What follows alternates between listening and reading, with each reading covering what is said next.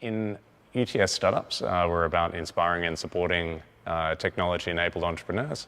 And that's wonderful, but it makes me think with all the entrepreneurs that we're dealing with, how they're dealing with the world around them, and also how people are being affected out there currently that are running businesses. When I walk around here, this is the busiest street in Sydney in terms of foot traffic. Outside Central Station, there are 53 empty retail spaces within a block of here. And you think about what has that done to the entrepreneurs, what has that done to their families, and then you think about everyone around the world and the impacts of the pandemic over the last couple of years, and it starts to get a bit depressing. But I think there's ways to think about what's going on and to analyze what's going on and incorporate that into what people are doing so that things can come back and come back better, the jobs can come back, the prosperity can come back. So I am happy today to be joined by a good friend and someone that I respect a lot, Ofer. I'm going to let you do your own introduction because you've written an incredible book, I think, that is a good kind of starting point for people that want to think more about how the pandemic has changed things and how their businesses might respond to it well. So, welcome. Well, thank you so much, Murray. Always great to talk to you. And so my name is Dr. Ofer Mintz. I am an associate professor of marketing here at UTS Business School. I've been fortunate enough to give talks on 5 different continents, been able to give presentations at some of the leading research universities worldwide, been on innovation trips as part of a delegation to the US. And I appreciate the kind words about the book because, as you said, it's been really rough last 2+ years, right? The pandemic has been terrible, right? Worse than any of us could ever predicted. But from that, we're at a different stage now. We're entering a post-pandemic, or at least less pandemic-dominated economic state. And with that, I wrote this book to help provide guidance to the many firms that are trying to figure out what should we be doing now going forward? How can we improve our situation? So I know why people are inviting you to talk, but could you talk a little bit about where the information for this book came from? All right, sounds good. So I was trying to figure out how could I help businesses in this situation based off my expertise. So what I did early on is kind of start looking at what is the best practices, what has happened in the last 2-something years. And from that, I was able to analyze hundreds of best practices from 6 different continents. So best and worst practice, I should say. What are companies doing that's worked? In addition, I've interviewed dozens of managers and customers from about 20 different countries. I've been able to read over 1,000 or so academic papers and been able to profile at least 10 different businesses in the book itself, and I should say businesses and nonprofits. So it's kind of built this foundation of, based off of academic fundamentals and best practices in the real world, what should businesses be doing now going forward? Okay, so it's one thing to talk about, I can see 53 empty retail spaces. It's another thing to spend that much time looking at how businesses are actually encountering things. What has the pandemic done to businesses? So, okay, it devastated many businesses, but some businesses are thriving, right? So it's not that all have done bad.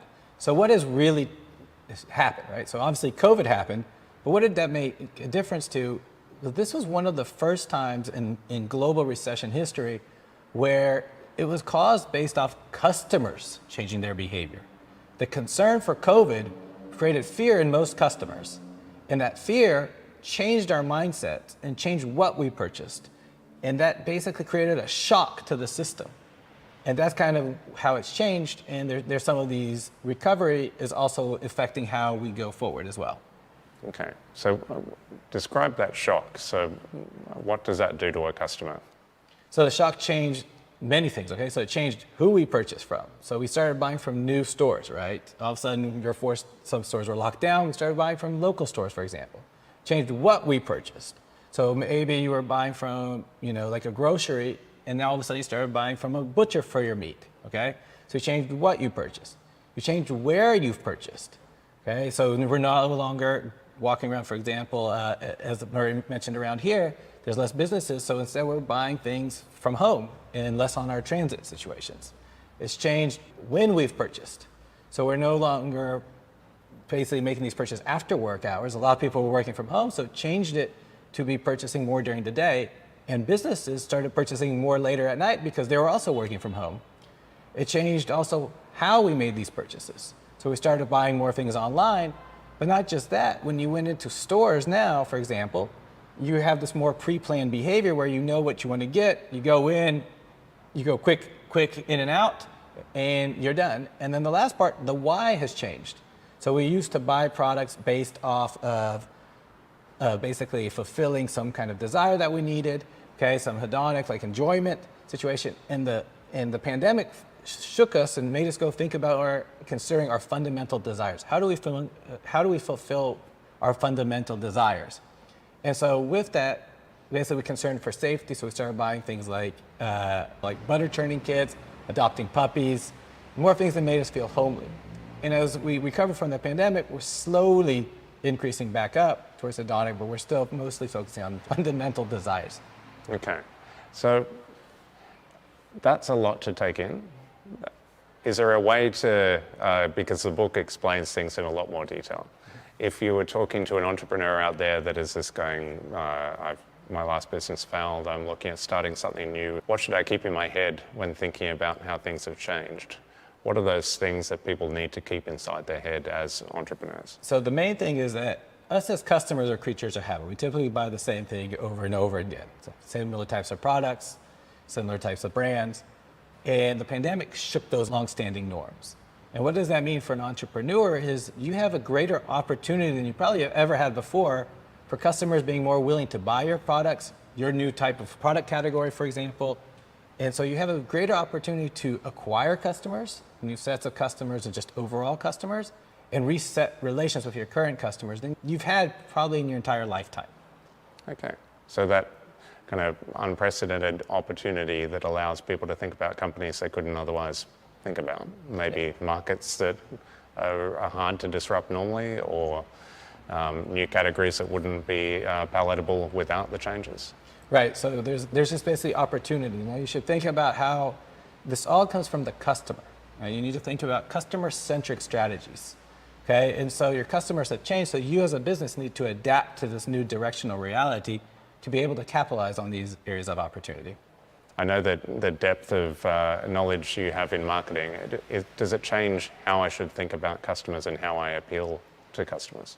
Right, so a way you can think about it in terms of just to grow, okay, so there's two different ways. There's one about growth and there's one about everyday tactics.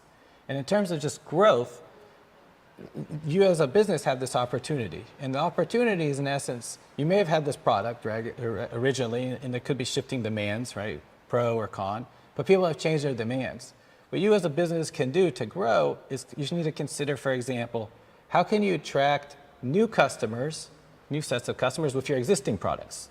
I mean, you might have a product ready, right, but there's another customer set that's there where you have never targeted before, okay? In addition, there might be an opportunity for you to create new products but tailored towards your current customers. So this has happened, for example, with different stores. For example, Camilla is a luxury retailer who started realizing their customers had demand for wallpapers, wallpaper prints, and they realized, okay, we can come into that kind of product category. And the last category is you might be able to create new products, tailored to new customers. And so this is a great opportunity for you to expand something that you have some expertise in, but there's this opportunity you may not have had before. Okay. Do you think there's mistakes that people could make that they should try and avoid? Oh yeah, there's definitely a lot of mistakes. And one is to jump in too fast, right? So one thing when the pandemic hit, right, people were adjusting left and right. And so what's called a bad hoc improvisation. So not ad hoc, but bad hoc.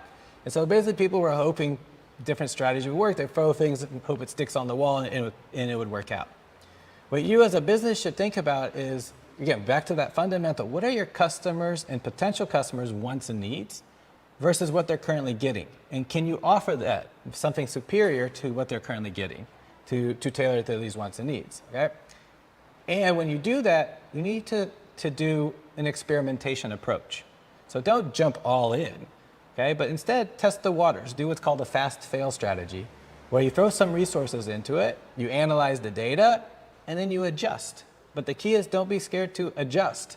Don't sink all your resources in where you think, oh, I can't get out of this situation. Instead, this fast-fail allows you to test what works, and importantly, what does not work. So fast fail, but fail as much as you're comfortable failing. Yes, exactly. So obviously don't put too much into that situation. So one example is a company called Easy Signs, and they've won an award, Australia's Manufacturer of the Year for a young business. Okay. And so they've had a very successful Aussie-based business for a couple of years, a young business, right? And they basically create signs for small businesses and other ventures. And what they realized is they thought they had potential to expand to the US market. Because in essence, everything that was successful for them here, they thought they could apply it there. Great customer service, quick deliveries, customer-centric approach in general, easy designs, okay, and a relatively affordable option. So what they did is over the last 2 years during the pandemic, they put their foot in the water, they tested the US market, but by shipping their product from here. And what they realized after 2 years is there is sufficient demand, they can do it. So you see, they didn't put all their money in. They tested the waters. They put enough in to see if it would work. And now after this 2-year span of thinking about it, considering it, they just have purchased a big plant in Pennsylvania and are starting their operations there, I think in a month from now, to be going live in the US. That makes me think about the other stories in the book. Do you have a favorite story from the book that you can share a headline from? So there's several, right? So there's a lot for readers to enjoy. But I think the most fascinating story, I'll give you 2 different ones, okay? And so one is a company called Camilla, which I mentioned a little bit before. There's this luxury boutique designer retailer. And when the pandemic hit, they basically relied on customers being in their store. And this is not a store, for example, that I would be used to, but customers would go in there and stay there for hours. They would have tea ceremonies, they'd walk around giving sometimes champagnes. They would basically have great conversations with all the staff. So the pandemic hits, all of a sudden their stores are closed. Yeah. And so they're freaking out, what do we do? What do we do? So this company, what they realize is we've got to go digital, obviously. Okay, at that point, we got to create this online footprint. And what they did an amazing job is they did not get rid of those connections with those customers. So some of those customers had trouble, for example, or were skeptical of purchasing a luxury clothes online. So they would have their salespeople or the employees at the store go on, for example, FaceTime conversations with their customers, walk them through every step of the way. Then when there were several lockdowns, they launched virtual parties, virtual event parties for their new clothes, because they have a story behind every one of these clothes. So what did they do when there were these lockdowns? They sent their customers paired wines for these showings. So here's a wine from us, enjoy the show. And from there, they also realized that there's new product opportunities. So for example, they were into a little bit fancier clothing, luxury clothing. What they realized is people were going to loungewear. And so they ended up starting a loungewear clothing line. Then they realized that they were getting feedback from their customers that their customers love the colors of Camilla. We want it more in our house. So then they created beddings and things like wallpaper. And then they were getting feedback that, oh, men are also interested in our products. So then they went into men's clothing, and how did they get to reach the men market is they then partnered with someone who's very colorful himself, Robbie Williams, the famous musician, to be one of their pitchmen to talk about this is how we can go into this market so we can reach it and also appeal. So it's just a fascinating story from doom, basically. Their entire setup was in trouble to then success by adjusting, adapting, and listening to their customers along the way. See, that's the thing. I wonder how many people watching this are now opening the Camilla website, checking out what they can do online that they wouldn't be able to do in the past because it was a physical-based business. I wonder also how many of those things are temporary kind of fixes and how much becomes something that sticks around afterwards. Did that come out much from the stories? So it's actually kind of fascinating. So just on Camilla itself, so one of the questions is, what are you going to do going forward? Because stores are open again. And their mindset is, look, the store's not going to go away. Instead, let's change what it's used for. And so instead of being basically the hub for sales, it's now this showroom where it's for their customers to get to know their staff a little bit better. It can be a fulfillment center, but it's not designed to literally just sell their clothes anymore.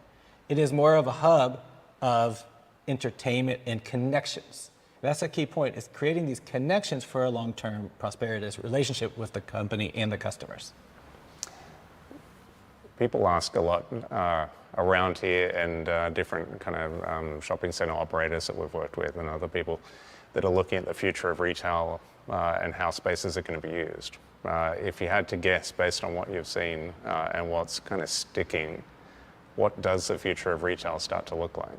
So that's a difficult question. So it's tough, and part of it is that it depends on the company specific goal, right? So for the Camillas of the world, you can create that to be a kind of a hub, right? A resource center. Then you hear of different stores, for example, like, you know, the Apples, the Amazons who have stores. Microsoft is rumored to have creating a store where they're again but they're again using it to be this kind of hub of, you can see our products, here's what you can do with it.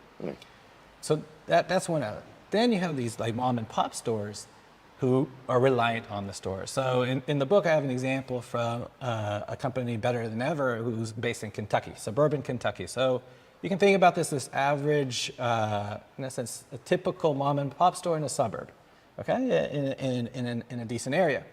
So her store, this Better Than Ever store, the owner, Stacy Allgood, she would rely on people coming to her shop all the time. They would come there, do it yourself events, create crafts. And in essence, so the pandemic hit her company pretty hard. So what is the strategy going forward? Well, she listened to her customers. She's changed what does she actually put in the store?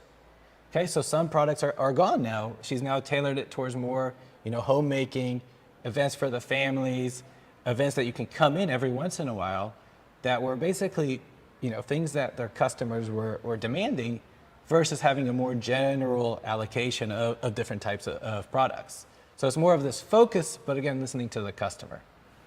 Do you think it's forced people to be more customer-centric? It should, let's put it this way. The customers have changed, and this is where the opportunity is for business, to be customer-centric, because customers have changed, so those businesses who are adapting to these customer changes have the best opportunity to grow. Okay. I want to keep going, but I'm going to spoil more of the book, and I think the book is worth checking out. Where should people go to find out more? So the best way is a website called customercentricstrategies.com/book. So customer-centric strategies, all one word. Apologies for the length, okay? /book. And so there's a little bit more, provides a little bit of an overview of the book and some of the insights as well. Beautiful. We'll put a link to that in the description below. But I think some closing words for people out there that are maybe one of those 53 affected retail business people or other potential aspiring entrepreneurs, what would you leave them with to think about? So I would think, so again, the terrible last couple of years, so I don't want to minimize that. But this really is the opportunity unlike before. And one thing I should mention, how do you do this in your everyday interactions is, in the book I talk about a counter-COVID framework. Okay, and it doesn't mean just for COVID, it means to go forward. And really there's three main parts. And the first is establish connections, emotional connections with your customers. Okay, and this was really crucial because your customers have been both seeking connections, okay, because of this concern about health, but they weren't obtaining it because they moved to more transactional based relationships. And when your customers go more transactional, for example, just using a website, looking what's your best product, clicking a button and leaving, they're more likely to leave you long term. So you have less loyalty. So backing it up, there's an opportunity to create connection because your customers are seeking it, and this rewards you long term. So that's part one of the counter-COVID framework. Part two is to demonstrate value. So yes, we are recovering from the pandemic, but there is an entire big population who are still struggling. Okay, and even those who are doing well were scarred during the pandemic. And so what's happened is for businesses, it means to demonstrate value. And so with inflation and different issues going up, doesn't necessarily mean be cheapest, it means demonstrate the value. So how do you do that? You can have, for example, referrals from people who your customers trust. It can be showing them emotionally or financially how this helps customers in the long term. Okay, so there's the demonstrating value. And the third part is extending or enhancing your digital footprint. So yes, customers are going back more to the store, more face-to-face in terms of business sales than it was the last 2 years. However, us as customers have started growing a little bit more reliant on digital interactions. So you as a business should consider different ways of using your digital techniques, not just for sales, but again, you can use it for communicating, creating those emotional connections, and demonstrating the value to your customers. Okay. Counter-COVID framework sounds pretty good to me. I wish I had some of that a couple of years ago, but I'm glad I've got it now. Thank you very much, Ofer, for joining me today. And please check out the link below. It's worth having a look. Thank you very much. Appreciate it, Murray. Feel free to reach out if you have any questions.